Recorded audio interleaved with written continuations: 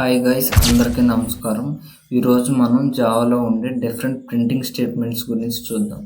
Okay, ఇవి 3 types.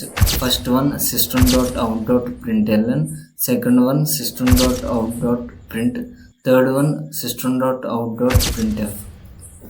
Okay, ఇప్పుడు system.out.println అనే మెథడ్ ఏం చేస్తుంది, డబుల్ కోట్స్లో ఉండే టెక్స్ట్ని ప్రింట్ చేసి కర్సర్ అనేది న్యూ లైన్లోకి వెళ్ళింది.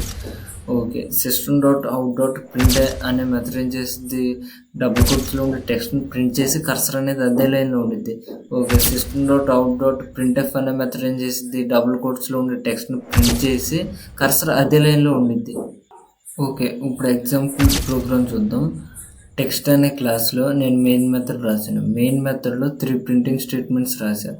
system.out.println, system.out.print, system.out.printf.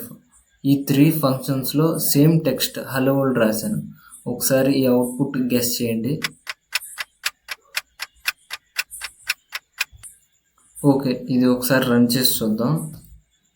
ఇదిగో చూడండి, ఫస్ట్ హలో వరల్డ్ ప్రింట్ అయ్యి కర్సర్ అనేది న్యూ లైన్లోకి వెళ్ళింది. ఇందువల్ల ప్రింట్ ఎల్ఎన్ అనే మెథడ్ ద్వారా. సెకండ్, హలో వరల్డ్ అనేది ప్రింట్ అయ్యి కర్సర్ అదే లైన్లో ఉంది, ఎందుకని ప్రింట్ అనే మెథడ్ ద్వారా ఓన్లీ ప్రింట్ రాసాం. ఓకే, తర్వాత హలో వరల్డ్ అనేది ప్రింట్ అయింది, ఇది ప్రింట్ఎఫ్ అనే మెథడ్ ద్వారా. ఓకే, ఇప్పుడు మనం ఏం చేయాలి, ఈ హలో వరల్డ్ అనేది నెక్స్ట్ లైన్లో ప్రింట్ అవ్వాలి.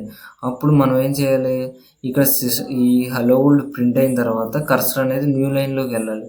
న్యూ లైన్లోకి వెళ్ళాలి కాబట్టి ఇక్కడ \n అనే క్యారెక్టర్ వాడతాం. ఈ \n అనే క్యారెక్టర్ ఏం చేసింది, కర్సర్ని న్యూ లైన్లోకి తీసుకెళ్ళిద్ది. ఓకే, ఒకసారి ఇప్పుడు రన్ చేస్తాం.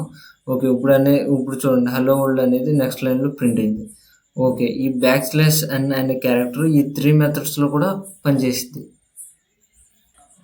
మన ఛానల్ స్టార్టింగ్లో ఉంది కాబట్టి సబ్స్క్రైబ్ చేసి మన ఛానల్ సపోర్ట్ చేయండి. Thank you.